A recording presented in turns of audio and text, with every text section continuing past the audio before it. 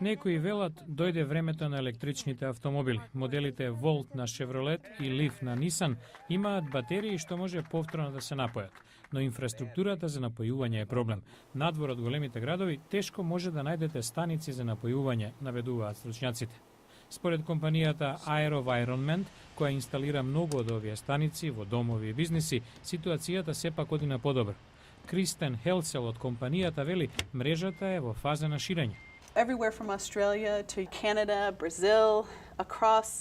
Австралија до Европа, Канада, Бразил, долж Пацификот, ќе бидеме присутни речиси секаде, вклучувајќи и Индија. На сите овие места има интерес за електрични возила. Главна загриженост на возачите на електрични автомобили е батеријата да не се истроши и да ги остави на половина пат на место каде не би можеле да ја наполнат. Па сепак со соодветно планирање тоа тешко би се случило. Згорена се, како што овие возила земаат поголем замав на пазарот, индустријата ќе прави поиздржливи батерии, наведува Карл Бауер од автомобилската интернет страница edmunds.com.